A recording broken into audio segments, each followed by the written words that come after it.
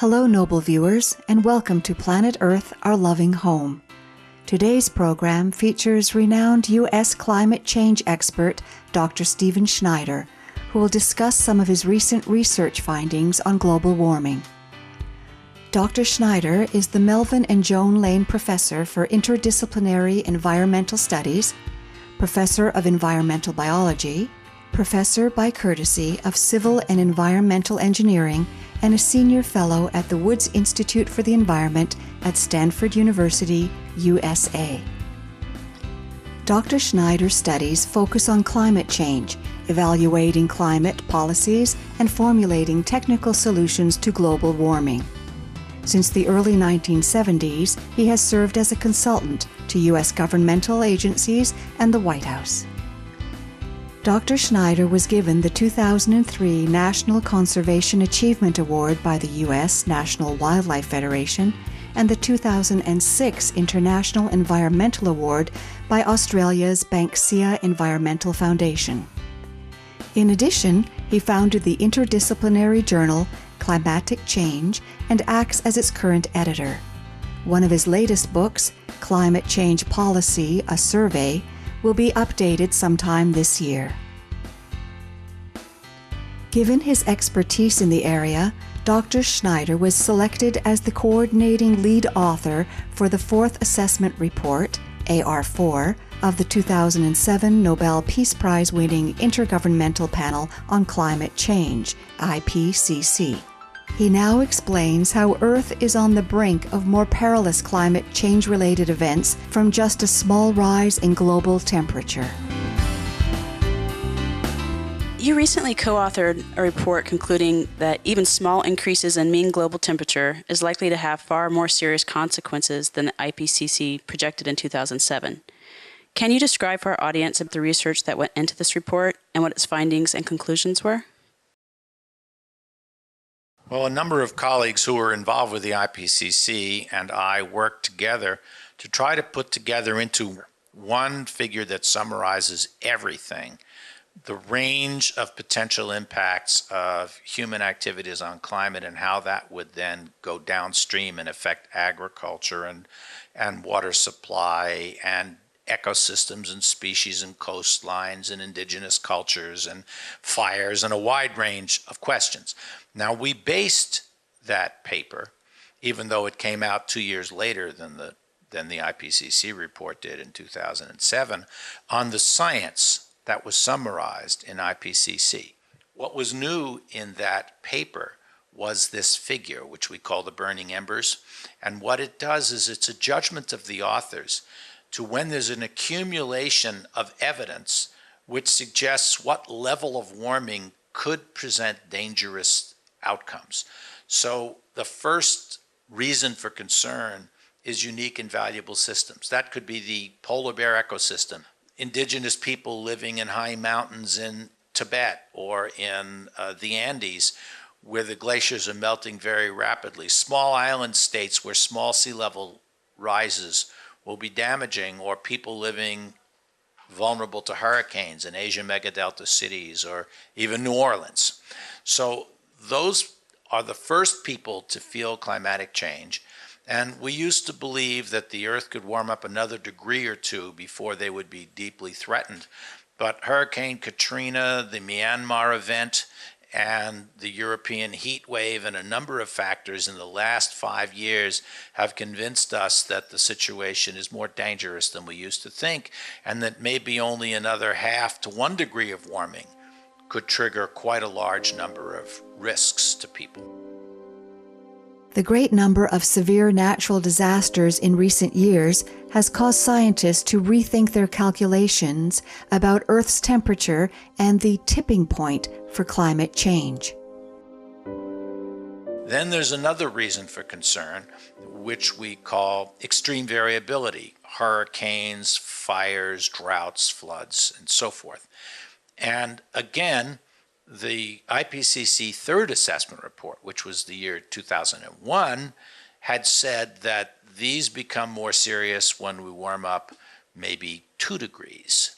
to 3 degrees. And now we've found again that there have been an increase in extreme variability, especially droughts and floods, and that's already been causing damage. As a result of that, we lowered the threshold of seriousness to maybe 1.5 degrees. The effects of climate change are widespread, but at present, some of Earth's inhabitants are suffering much more than others. Then we looked at another reason for concern, which is equity. That's the difference in impact on rich and poor, on coastal dwellers and mountain dwellers, on men or women, on elderly. And what we found again, from the fires in the U.S. West, which lead to smoke plumes that send children to the hospital with asthma and other things, there are special groups that are affected by climate change more than other groups, and that's an inequitable distribution of impacts, and therefore we have to have adaptation strategies to help these particularly vulnerable people. And that was another point that was in the IPCC, but what we did is put it again on our iconic figure. So what we have to do is we have to take a look at the relative unfairness at which climate impacts occur, and we believe that that's, again, more serious than we originally thought. The melting of polar ice is increasing at a tremendous pace. And the final one is perhaps the most serious, which is abrupt events and irreversible events, things such as melting Greenland, creating many meters of sea level rise for thousands of years. We used to believe that you'd have to warm up 4 or 5 degrees for that to happen. Now, in the last 10 years, Greenland has been melting so much faster than anybody's theories had predicted, and parts of West Antarctica are coming apart, that people are beginning to think it is even possible that at 2 degrees, we could see very significant likelihood of deglaciating Greenland and other components like that. So we again lowered the threshold from about 5 down to more like 2.5. When we return, Dr. Schneider will continue discussing the dangerous melting occurring at the poles. Please stay tuned to Supreme Master Television.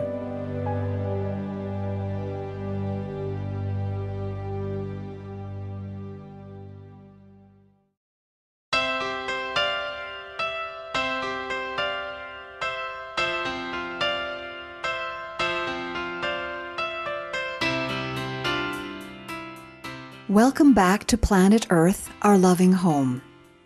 Dr. Stephen Schneider, Professor of Interdisciplinary Environmental Studies at Stanford University and coordinating lead author of the 4th Assessment Report of the Intergovernmental Panel on Climate Change, is discussing his recent research on the state of global climate change since the release of the highly influential 2007 Intergovernmental Panel of Climate Change Report.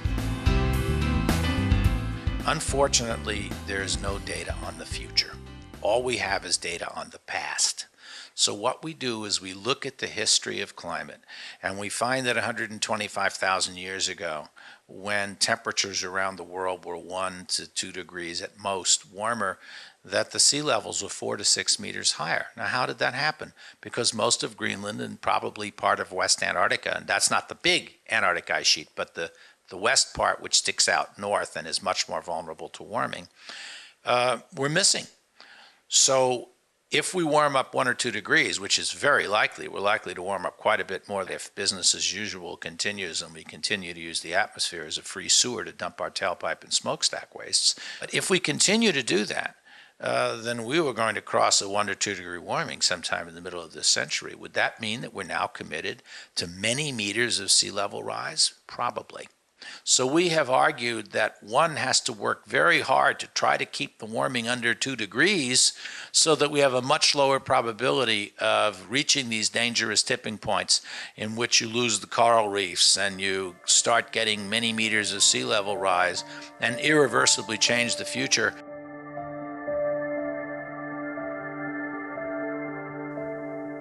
In 2007 and 2008, the Arctic sea ice melted at an unprecedented rate.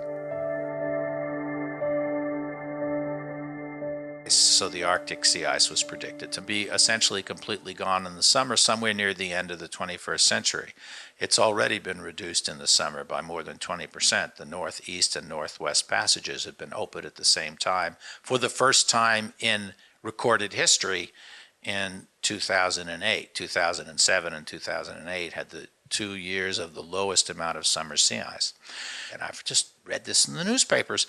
Oh, there's not any change because from 1979 until 2009, there's still about the same amount of ice in February as there was, now as there was in 1979. Well, that's irrelevant because you expect that in the winter. What's relevant is how it's disappearing in the summer. And there's another factor which they didn't tell you. In the wintertime, 20 years ago, most of the ice is what we call multi-year ice. That means that the ice from the previous year did not fully melt out. It survived, and then new ice from the new snow forms on top of it and more on top of it. In fact, more than half the Arctic was multi-year ice 20 years ago. Now, much less than half the Arctic is multi-year ice. So even in the wintertime, there's a dramatic reduction. This reduction was faster than anybody had forecast. Therefore, we lowered the level of risk associated with that unique system because not of any theory changing, but because of the actual observations of the Arctic being more sensitive than we had originally envisioned to the relatively low warming we've had so far, 0.75 degrees C, 1.4 Fahrenheit. We're talking about more than doubling that as the best outcome we could possibly get. So the collected thermometers of the world, the melting glaciers, the expanding sea levels, the plants blooming earlier in the spring and birds coming back earlier in the spring from migration, clearly led us to say that warming of the planet is going on. Next Wednesday's Planet Earth, Our Loving Home, will feature part 2 of our interview with Dr. Stephen Schneider on the severe environmental impacts of climate change.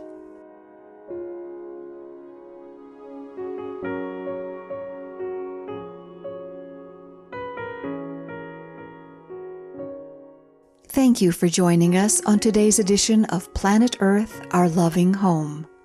Up next is enlightening entertainment after noteworthy news.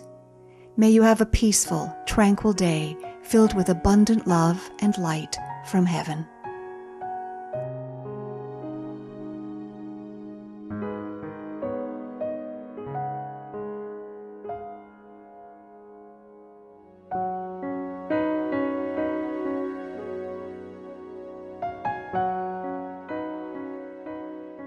For more details, please visit www.suprememastertv.com/PE.